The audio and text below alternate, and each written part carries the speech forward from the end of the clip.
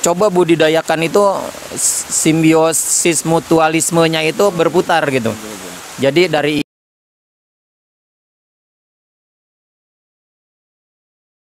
Bismillahirrahmanirrahim. Assalamualaikum warahmatullahi wabarakatuh. Apa kabar pemirsa Mantap TV? Semoga sehat selalu. Mari bersyukur pada Allah dan sholawat serta salam semoga tercurah pada Rasulullah SAW. Kembali kita akan mengadakan acara ngopi mantap ya.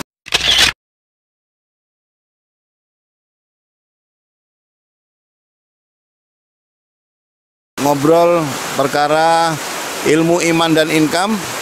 Alhamdulillah saat ini kita berada di kawasan Masjid Al-Hikmah dan tepatnya di Hikmah Farm ya saja. Hikmah Farm di Cikarang Baru. Ini kita akan ngobrol, diskusi, sharing dengan penanggung jawab dari Hikmah Farm ini, Ustadz Bonin. Assalamualaikum Ustadz. Waalaikumsalam. Iya, jazakallah udah diterima di acara ini. Nah, ini salah satu masjid yang punya program usaha dan usahanya memproduksi pangan halalan toiban. Ya, farm ini ada peternakan ikan nila, mujair, kemudian gurame, juga ada ayam kampung Ustaz ya, ayam kampung ya. Nah, kita ngobrol-ngobrol bagaimana visi misi daripada Hikmah Farm ini. Tentunya jelas kalau kita semua sebagai muslim menyadari bahwa pentingnya umat Islam memperhatikan makanan halalan toiban. Maka masjid di sini bukan hanya mengajak tapi memberikan solusi saja. Nah, jadi solusinya adalah ini, konsumsi nanti, konsumsi ikan atau ayam yang benar-benar diproduksi dengan sehat, halalan toiban. Nah, untuk mengenal lebih lanjut, kita akan mendengarkan penjelasan singkat dari Ustadz Bonin. Nanti dilanjutkan dengan ngobrol Ustadz ya, santai. Pada Ustadz ya, tafadhol Ustadz, ini bagaimana visi misinya, semangatnya untuk buat Hikmah Farm ini? Iya. Terima kasih. Assalamualaikum warahmatullahi wabarakatuh. Waalaikumsalam. Untuk para pemirsa Mantap TV. Jadi saya di sini sebagai pelaksana untuk menanggulangi tentang pangan ya, sebetulnya untuk umat muslim ini. Kita sekarang masa teknologi, terus masa globalisasi. Untuk menangani pangan yang halal dan toyib itu kita sangat susah sekarang. Jadi untuk lebih memprotek kita, maka kita untuk mencoba untuk bikin terobosan memulai sekarang, apalagi dalam rangka masa pandemik. Sekarang masih ada PPKN, masih level 3 menurut anjuran pemerintah. Jadi kita dengan di rumah tetap kita berkarya. Salah satunya di program di Masjid Al-Hikmah di sini. Kita yang diketuai sama DKM Bapak Andri Marjoni. Saya sebagai pelaksana untuk menjalankan ekonomi masyarakat, menggiatkan ekonomi masyarakat. Salah satunya mencoba belajar untuk beternak ikan di dalam kolam terpal ya, yang mana dulu pernah belajar juga tentang budidaya lele, kemudian sekarang masih berjalan, tapi kita udah mulai dikembangkan di tempat yang lain. Nah, di sini sekarang lagi mencoba, tadi sudah dibahas sama Pak Ustadz Hadi. Jadi ada mujair atau nila hitam, ada juga nila merah. Kemudian kita mencoba gurame. Katanya menurut para pejuang yang sudah memelihara gurame itu lama. Nah, kita sudah 2 bulan kurang ya, sekitar 45 harian menanam lele. Dari kalau benih itu dibilangnya korek ya. Ukuran korek, ada ukuran rokok, ukuran korek. Nah, kita dulu ukuran korek per ekor benihnya kita beli waktu itu ada yang 10.000, ada yang 6.000. Nah, kebetulan dapat dari Setu, agak familiar juga dia untuk mendukung program kita dalam rangka meningkatkan. Tadi kita ngopi tadi. Iya, Bicaranya nggak cuman tentang ekonomi, tapi kita memperkuat ukhuwah kita. Nah, seperti itu. Jadi di sini saya baru ya dari mulai September ya. Agustus, September, sekarang udah Oktober, hampir 3 bulanan dari persiapan kolam, terus bikin ya sedikit greenhouse, greenan, kayak gitu. Lumayan bisa untuk bernaung seperti kita di sini sekarang. Nah, rencana kedepannya kita kan tanam anggur juga nih. Jadi bukan ikan aja, kita juga tanam anggur. Tadinya kita akan coba budidayakan itu simbiosis mutualismenya itu berputar gitu. Jadi dari ikan, terus kita ada tanaman, kemudian kita ikan itu kan butuh pakan ya. Nah, kita coba pakannya meramu sendiri, yaitu salah satunya dengan budidaya maggot. Nah, budidaya maggot juga kita belajar dari mentor-mentor yang sudah berhasil. Kemudian kita mencoba, alhamdulillah sudah panen perdana dan kita berhasil untuk mengembangkan berikutnya bisa diperbesar. Kemudian maggot itu kan secara hilapiahnya ya, itu binatang yang menjijikan gitu. Tetapi kalau kita bicara tadi halal dan thoyyib, kita dipelihara dari makanan si margotnya sendiri juga termasuk baik gitu.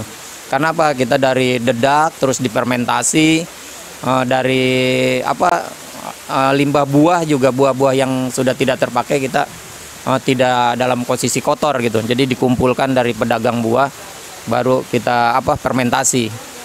Kemudian dari maggot sendiri kita budidayanya itu untuk keperluan kita, untuk pakannya ya. Beternak itu kan kita selalu kendalanya di pakan, tidak bisa mengejar dari segi ekonomisnya itu karena pakannya terlalu mahal. Nah, mungkin ini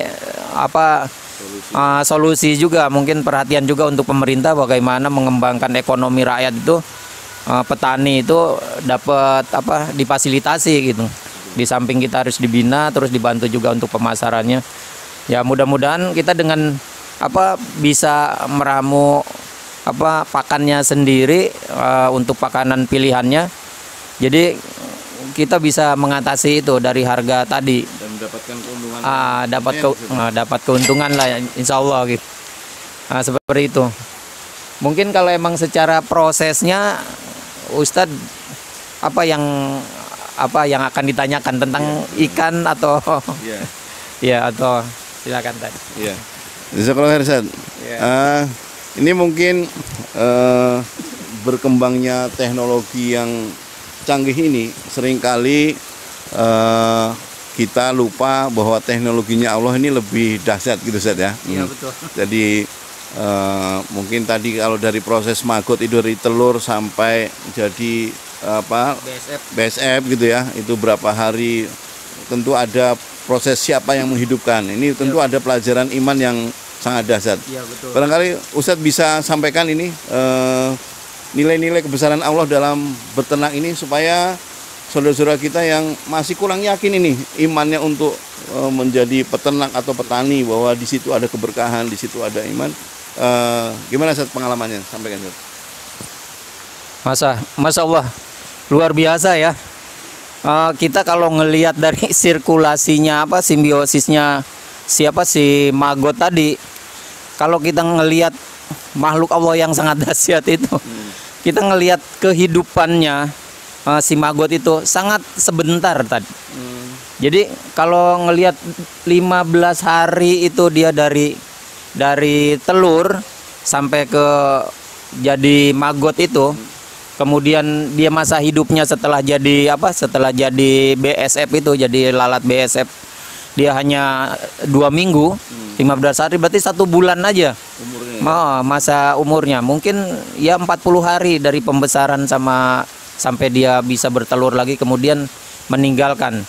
Nah, dari meninggalkannya itu mungkin kita kalau kebesaran Allah dari telur, terus secara fungsional dia hidup, berguna untuk makhluk yang lain, bermanfaat untuk kehidupan si makhluk yang lain ya. Dari maggot sampai dia bisa menghidupkan ikan, terus ke ayam.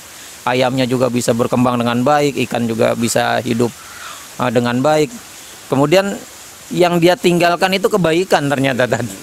Dari kebesaran-kebesaran Allah itu, kehidupan itu ternyata mungkin pelajaran untuk kita.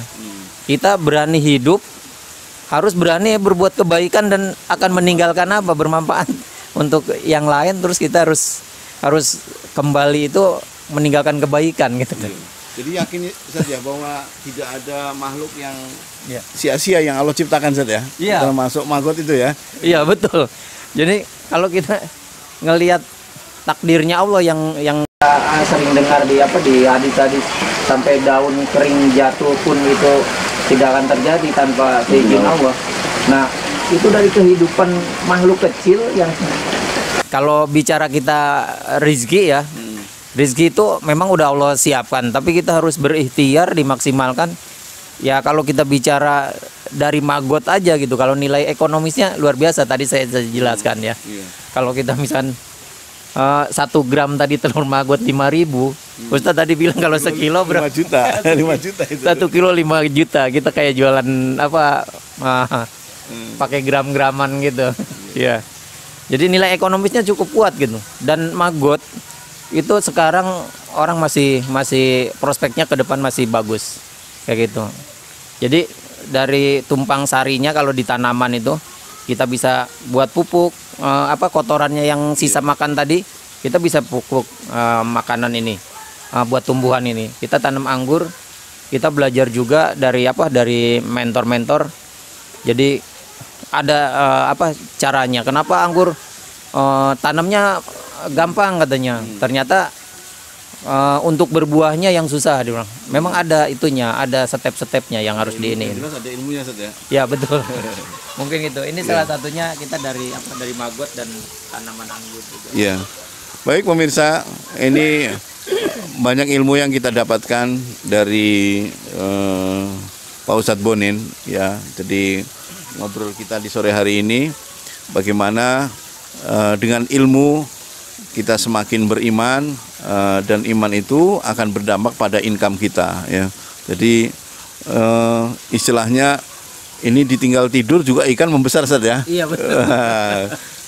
Tidur juga berbesar, kita membesar gitu, besar ya. Jadi pentingnya tadi iman dan income untuk kita sejalankan ya. Jangan sampai kita dalam mencari nafkah meninggalkan tadi iman ya. Jadi jaga diri dan keluarga dari makanan dan harta yang subhat dan haram. Nah, ini salah satu contoh. Nah, mungkin Ustadz barangkali kalau ada pemirsa atau siapapun yang ingin berkunjung ke sini, kapan waktunya Ustadz, atau bagaimana, barangkali ada syarat atau hal yang perlu disampaikan Ustadz?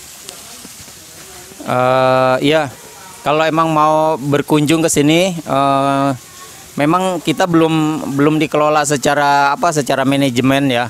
Tapi kalau emang mau sharing-sharing, baik yang udah melakukan atau baru yang mau melakukan, memulai usahanya dengan budidaya ikan yang halal dan thayyib, terus kita mencari usaha dengan mengutamakan ibadah kita, ya kita terbuka aja kapan aja. Di sini ada yang sehari-hari bekerja di sini. Kemudian kalau emang mau menghubungi ketuanya, yaitu Bapak Andri Marjoni, nanti saya berikan kontak personnya. Kemudian kalau saya ya alhamdulillah masih bekerja, hari liburnya di Sabtu dan Minggu. Nah, kita ada ya Sabtu Ahad ada di sini di kolam kalau nggak ada acara keluar.